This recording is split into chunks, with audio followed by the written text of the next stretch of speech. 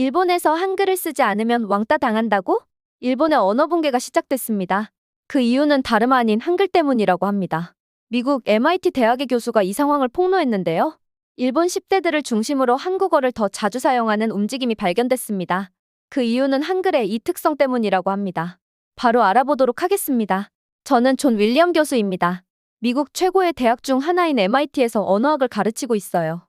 매일 아침 일어나서 커피를 만들고 이메일을 확인한 후 수업에 나가는 똑같은 일상을 보내고 있답니다. 오늘 아침도 평소와 다름없었어요. 대학 회의와 연구 논문에 관한 지루한 이메일들을 확인하며 말이에요. 또 평범한 하루네요. 라고 제 자신에게 중얼거렸습니다. 그러던 중 한 통의 이메일이 눈에 띄었어요. 보낸 이는 렌 이시카와라는 분이었고 제목은 일본에서의 중요한 발견이니 꼭 읽어주세요. 였습니다. 저는 그 이름이 낯설었어요. 스팸인 건가 싶어 삭제하려다가 뭔가 호기심이 생겨 클릭해 읽기 시작했습니다. 존 윌리엄 교수님께 라고 이메일이 시작되더군요. 저는 도쿄, 일본에서 온 고등학생 렌 이시카와입니다. 여기서 교수님께 꼭 알려드려야 할 놀라운 일이 벌어지고 있어요. 일본 청소년의 약 90%가 이제 한국의 한글을 사용하고 있습니다. 단순히 K-팝이나 한국 드라마를 좋아해서가 아니라 비밀 언어로 사용하고 있어서 한글을 쓰지 않으면 학교에서 소외될 수도 있다고 합니다. 커피를 마시다가 키보드에 쏟을 뻔했어요. 일본 청소년들이 한글을 사용한다고요? 그건 말이 안 된다고 생각했어요. 일본에는 이미 히라가나, 가타카나, 그리고 수천 개의 한자가 있는데 왜 굳이 한글로 바꾸겠어요? 이건 농담이 틀림없어요. 라고 빈 아파트에 대고 중얼거렸습니다. 믿기 어려웠지만 계속 읽었습니다. 교수님, 이건 농담이 아닙니다. 라고 렌 이시카와가 이메일에서 이어갔어요. 한글은 한자를 배우는 것보다 훨씬 배우기 쉽습니다. 겨우 일주일 만에 배울 수 있는데 우리는 수년간 수천 개의 한자를 외워야 하거든요. 시부야에는 자신의 이름을 한글로 만들어주는 스티커 가게도 있어서 이제 거의 모든 사람이 가지고 있습니다. 저는 의자에 기대어 깊이 생각했어요. 만약 이게 사실이라면 문화 간의 문자 체계가 확산되는 방식에 대해 제가 알고 있던 모든 것이 달라질 수도 있는 일이었답니다. 보통 사람들은 갑자기 다른 나라의 문자를 쓰는 일이 없는데 특히 청소년들이 자신의 전통적인 문자 대신 한글을 선택하다니 말이에요. 하지만 만약 이게 사실이라면요? 일본 청소년들이 정말로 전통 문자 대신 한글을 선택한다면 그건 엄청난 문화적 전환이 될 것입니다. 저는 이 이메일을 무시할 수 없었어요. 렌 이시카와께서 진실을 말씀하고 계시다면 제 학문 경력에서 가장 큰 언어학적 발견이 될 수도 있으니까요. 그래서 회신 버튼을 눌러 간단히 답장을 보냈습니다. 렌 이시카와님, 흥미로운 이메일 정말 감사드립니다. 말씀해주신 내용에 매우 관심이 있습니다. 도쿄에 가게 된다면 직접 만나서 이 현상에 대해 더 자세히 알고 싶습니다. 라고요. 이메일을 보낸 후 바로 인터넷 검색을 통해 도쿄행 항공편을 알아보았어요. 1시간도 채 되지 않아 3일 후 출발하는 항공권을 예약했습니다. 그날 저녁 짐을 싸면서 저는 사실 한국이나 한글에 대해 얼마나 잘 모르는지 깨달았어요. 서양 사람들처럼 저도 예전부터 한국과 일본을 비슷한 아시아 국가로만 여겼었거든요. 일본 문자를 열심히 공부했지만 한글에는 별로 관심을 두지 않았었습니다. 아마도 단순한 유행일 뿐이겠죠? 라고 제 자신에게 말하며 옷들을 접어 가방에 넣었어요. 하지만 마음의 문은 열어둬야 합니다. 책장에 꽂혀있던 한국어 관련 책들을 캐리어에 넣었어요. 이 기묘한 현상을 조사하려면 우선 한글에 대해 더 많이 알아야 하거든요. 제가 알지 못했던 사실은 이 여정의 언어와 교육 그리고 문자 체계가 사회를 형성하는 방식에 대한 제 이해를 완전히 바꿔놓을 것이라는 점이었습니다. 도쿄의 아침 공기가 얼굴을 시원하게 감싸주던 날, 저는 렌 이시카와와 만나기 위해 작은 카페로 걸어갔습니다. 발걸음마다 심장이 빠르게 뛰었어요. 전 세계 반대편까지 달려온 그 청소년과 직접 만나게 될 생각에 두근거림을 감추지 못했습니다. 조용한 골목 끝에 위치한 카페를 발견했고 창문 너머로 마른 머리를 한 여인 소년이 혼자 테이블에 앉아있는 모습이 보였어요. 그는 검은 티셔츠를 입고 있었고 몇 초마다 휴대전화를 확인하며 약간 긴장한 듯 보였습니다. 제가 들어서자 그는 고개를 들어 수줍게 손을 흔들었어요. 존 윌리엄 교수님, 이렇게 먼 길을 와주셔서 감사합니다. 라고 말하더군요. 저는 웃으며 그의 손을 잡으며 말했어요. 이메일로 보내주신 한글 관련 이야기가 너무 궁금해서요. 한글 유행에 대해 좀 더 자세히 보여주실 수 있으실까요? 주저할 틈도 없이 렌 이시카와는 가방에서 두꺼운 노트북을 꺼냈어요. 겉보기에는 평범한 학생의 공책 같았지만 펼쳐보니 믿을 수 없었습니다. 노트의 모든 페이지에는 한글 글자가 가지런하게 적혀 있었거든요. 한국어를 읽을 수 있으세요? 라고 놀라며 물었어요. 렌 이시카와는 고개를 저으며 아니요, 한글을 전혀 이해하지 못합니다. 이건 일본어를 한글 문자로 표기한 거예요. 예를 들어 일본어로 난 너를 좋아해라는 뜻인 스키타요를 한글 발음 그대로 적는 거죠. 라고 설명했습니다. 저는 노트를 넘기며 경탄을 금치 못했어요. 일기, 친구들에게 남긴 메모, 작은 낙서까지 모두 한글로 쓰여 있었지만 내용은 전부 일본어였어요. 그런데 왜 한글이죠? 라고 물었어요. 일본에는 이미 우리만의 문자 체계가 있는데 말이에요. 렌 이시카와는 몸을 더 가까이 숙이며 목소리를 낮췄어요. 한글은 배우기 정말 쉽습니다. 제가 일주일 만에 배워버렸거든요. 그리고 더 중요한 건 부모님이나 선생님들이 읽을 수 없다는 겁니다. 우리만의 비밀 코드 같은 느낌이랍니다. 친구들은 다 몇 명이나 이런 식으로 사용하나요? 라고 물었어요. 우리 반 친구들 거의 전부입니다. 처음엔 남들이 하던 대로 따라했는데 지금은 반 친구들 절반 이상이 사용하고 있습니다. 만약 한글을 모르면 단체 채팅이나 비밀 메모에서 소외될 수도 있거든요. 대화를 나누면서 저는 이 현상에 대해 조금씩 이해하기 시작했어요. 단순한 10대들의 장난이 아니라 실제로 문제가 있는 실용적인 해결책을 찾은 것 같았습니다. 자신을 표현할 프라이버시를 원하는 이들이 가장 쉽게 배울 수 있는 도구를 선택한 것이었으니까요. 더 많은 예시를 보여주실 수 있으실까요? 라고 요청했어요. 그러자 렌 이시카와는 웃으며 휴대전화를 꺼내며 말했어요. 시부야에 한글 이름 스티커를 만들어주는 특별한 가게가 있습니다. 지금은 거의 모든 사람들이 휴대전화 케이스나 필통에 하나씩 붙여 가지고 있지요. 라고 하며 일본 청소년들이 한글 이름 스티커를 자랑스럽게 달고 있는 사진들을 보여주었어요. 생각보다 심각한 문제네요. 라고 혼잣말처럼 중얼거렸습니다. 정말 무슨 일이 일어나고 있는지 정확히 이해해야겠습니다. 바로 그때 몇 명의 고등학생들이 카페에 들어왔어요. 모두 렌 이시카와와 비슷한 공책을 들고 있었고 우리를 보자마자 급히 가방 속에 숨겼습니다. 저 친구들이 다 내 반 친구들이군요? 라고 물었어요.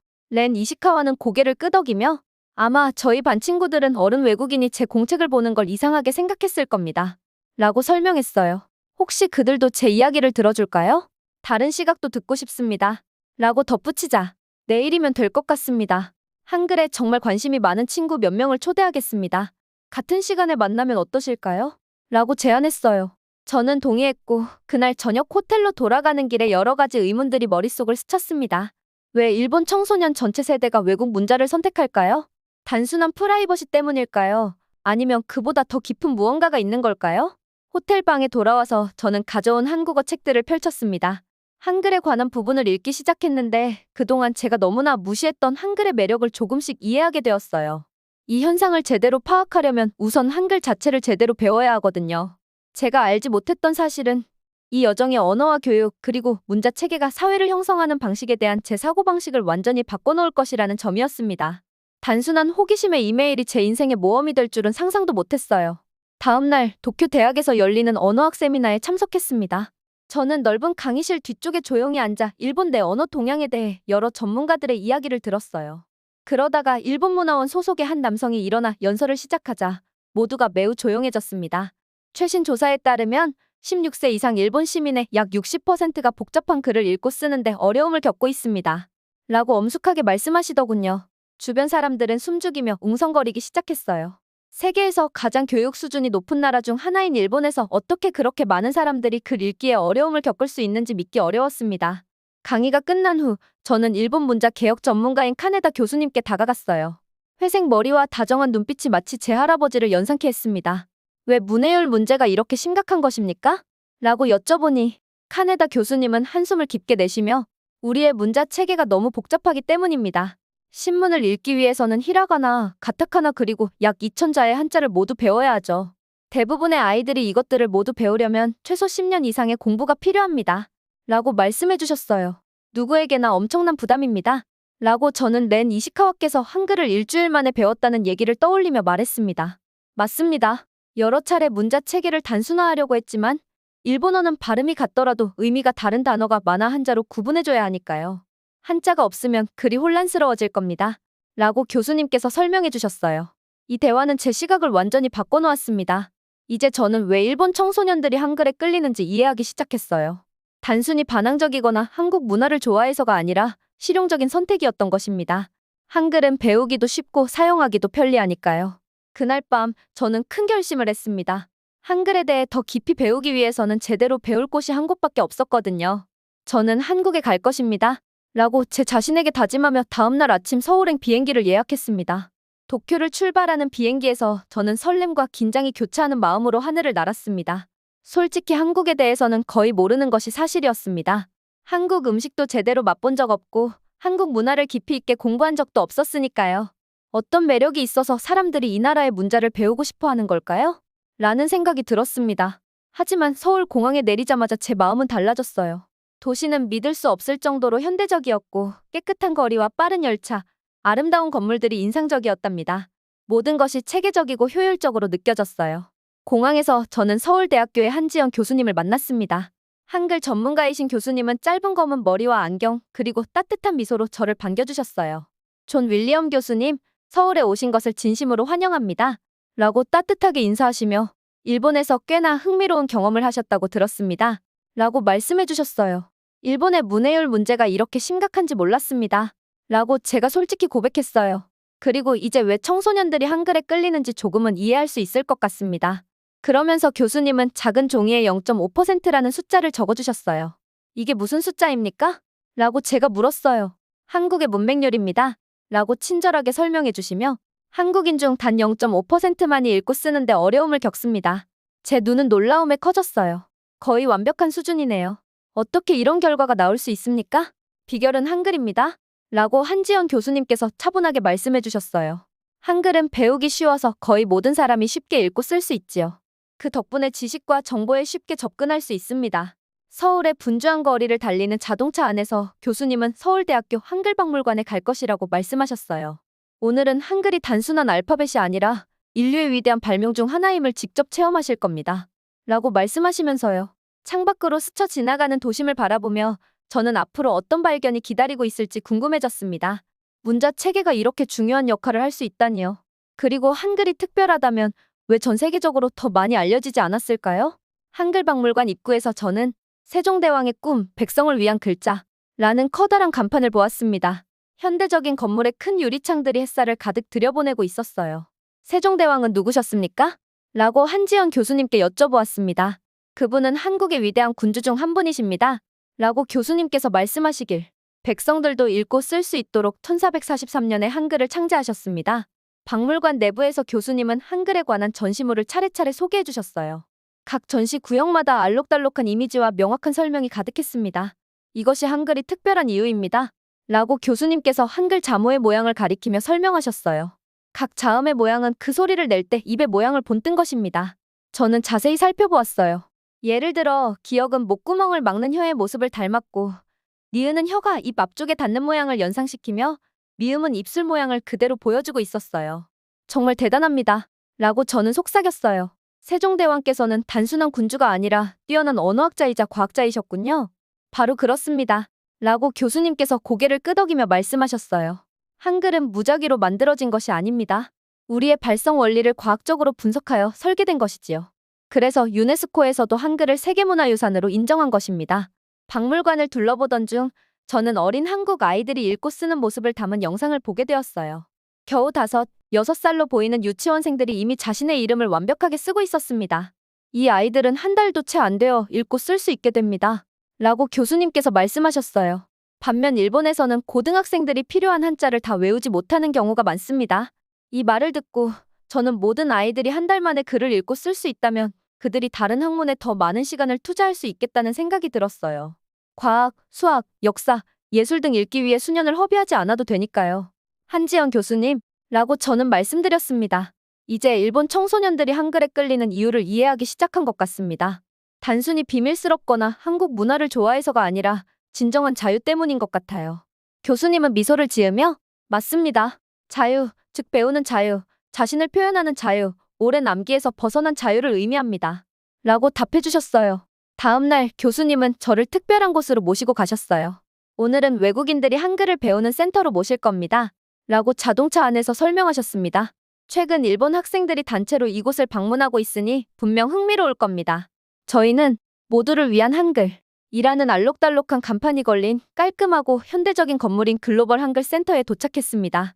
밝은 교실 안에는 교복을 입은 약 20명의 일본 소녀들이 한국어 선생님의 설명을 듣고 있었어요. 그들의 공책에는 정갈하게 적힌 한글 글자들이 가득했습니다. 긴장감 대신 집중과 행복감이 느껴졌습니다. 수업이 끝난 후 저는 한 학생에게 다가가 안녕하세요. 한글을 배우게 된 계기가 무엇입니까? 라고 여쭤보았습니다. 처음엔 놀란 듯 했지만 곧 미소를 지으며 한국 드라마를 좋아해서 시작하게 되었어요. 그런데 한글이 얼마나 배우기 쉬운지도 알게 되었고, 이제 친구들과 비밀 편지를 주고받고 있습니다. 라고 대답했어요. 비밀 편지요? 라고 저는 놀라며 다시 물었습니다. 네, 부모님께서 한글을 읽지 못하시니까 우리끼리 쓰면 아무도 엿볼 수 없습니다. 마치 우리만의 특별한 언어 같아요. 라고 학생이 설명해 주었어요. 그 학생은 자신의 필통에 붙은 하나 라는 한글 스티커를 보여주었습니다. 그 스티커는 시부야의 스티커 가게에서 산 것이었어요. 친구들도 모두 갖고 있다고 하더군요. 센터를 나서며 저는 깊은 감동을 받았습니다. 한지연 교수님, 라고 차로 돌아가며 말씀드렸습니다.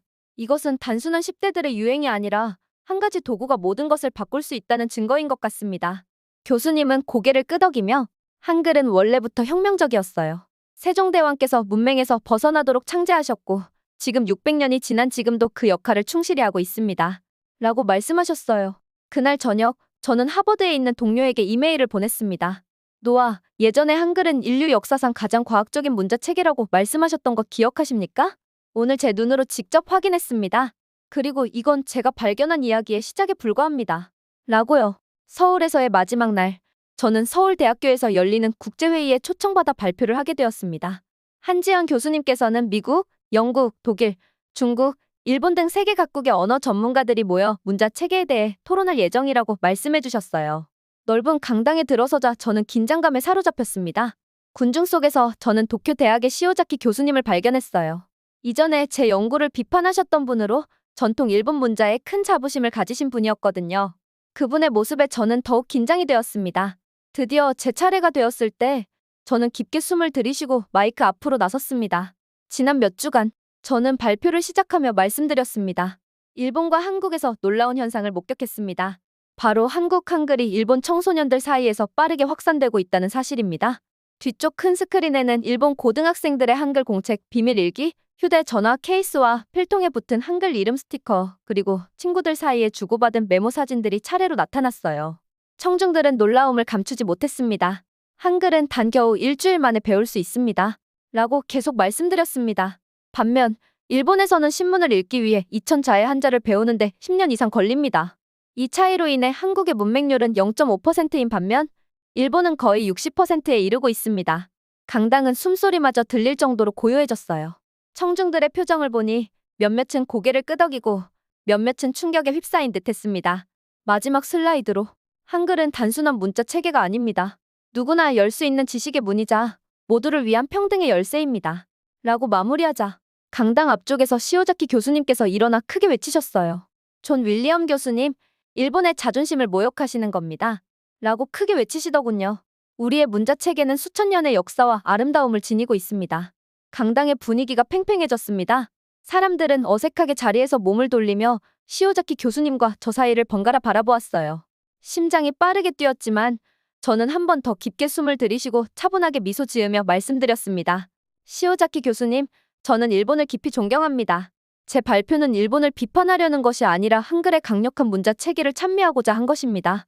한글은 한국만을 위한 것이 아니라 일본어를 비롯한 여러 언어의 소리를 정확하게 표현할 수 있습니다. 그게 진정한 우수함이 아닙니까?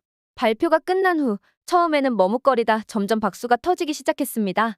곧 강당 전체가 환호해 주었고 시오자키 교수님은 얼굴이 더욱 붉어지며 조용히 자리에 앉으셨습니다.